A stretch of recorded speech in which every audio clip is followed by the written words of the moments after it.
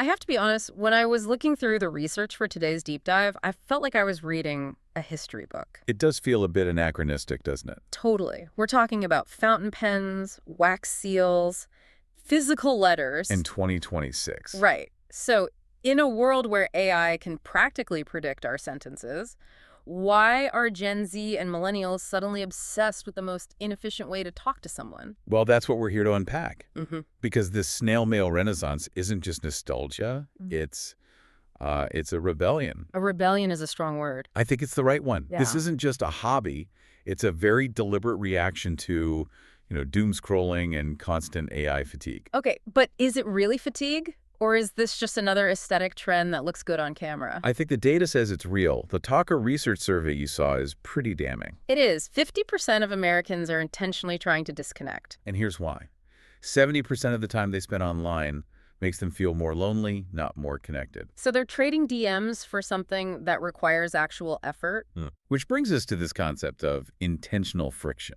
Yeah, and that just sounds wrong to me. I mean, friction is the enemy, isn't it? Tech companies spend billions trying to eliminate it. They do. But that seamlessness has a biological cost. We have this really fascinating input from a psychologist, Dr. Stephanie Steele-Wren. What did she find? She argues our brains are constantly stuck in digital urgency. Like a low-grade fight-or-flight mode all the time? Precisely. And she says the simple act of holding a pen, the weight and texture of a physical object, it forces a mental gear shift. Okay. She calls it adaptive regression. The physical resistance of a pen scratching on paper literally lowers your cortisol levels. So the inefficiency is the feature, not the bug. It's the whole point. It forces you to slow down. And that slowing down has now morphed into a huge cultural signal. Oh, it's total performance art. I saw the numbers from the Pinterest Predicts report. Searches for cute stamps are up 105%. But it was the specific aesthetics that got me. Like, what is poetcore? Think turtlenecks, old blazers, looking like a brooding 19th century writer while you sip your coffee. So it's a little bit like cosplay. It's identity curation. But look at the laced-up trend, too. People using actual doilies and lace in their envelopes. In a world full of AI text, a hand-sealed letter is the ultimate proof of humanity. You just can't prompt engineer a wax seal. And that desire for physical proof is driving serious money. The global stationery market passed, what, $165 billion? Back in 2025, yeah. And we're not talking about a pack of ballpoints from the store. No, this is high-fidelity stuff. I saw the obsession with Tomo River paper. Ah, the cult favorite. That's that incredibly thin Japanese paper, right, from the Hobonichi planners? That's the one. It's almost see-through, but it handles fountain pen ink with zero bleed. It makes writing this whole sensory experience. And the inks themselves. They're not just blue or black anymore. Not at all. We're seeing complex inks that shimmer, or they sheen, or they even change color as they dry on the page. Wow. And the hardware, too. I saw a mention of the MAG pen by Endless Stationery. It's 3D printed. It all connects back to that idea of friction. If you're going to take the time to do something slow, you want the tools themselves to feel special.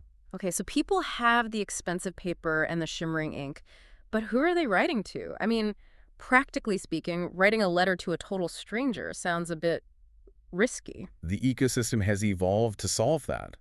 You have platforms like Postcrossing. How does that work? It gamifies it. You send a postcard to a random address, and then you get one back from a different random person somewhere else in the world. And for people who want a more ongoing conversation? There are secure platforms, PenPal the big one. It uses usernames to hide addresses until both people are comfortable. But the commercial side is also exploding. You mean like subscription boxes? Exactly. A service like Perch Post grew from just 25 subscribers to over 1,600 in a year. They just deliver a curated mailbox moment. Paying for the dopamine hit of getting something that isn't a bill. But my favorite detail in all of this research has to be the restaurant in Maine. Oh, the one that only takes reservations by mail. Yes. It seems so incredibly pretentious. You have to mail them a letter to maybe get a table for dinner. It is pretentious, but it's also brilliant marketing. It uses inconvenience as a filter. A premium filter. It signals that they're for people who have the luxury of time.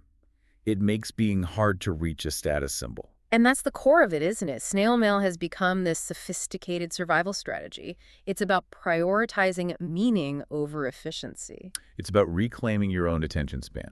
So if friction and inefficiency are the new luxury goods, I have to ask, What's the next slow, difficult task that's going to become a trend?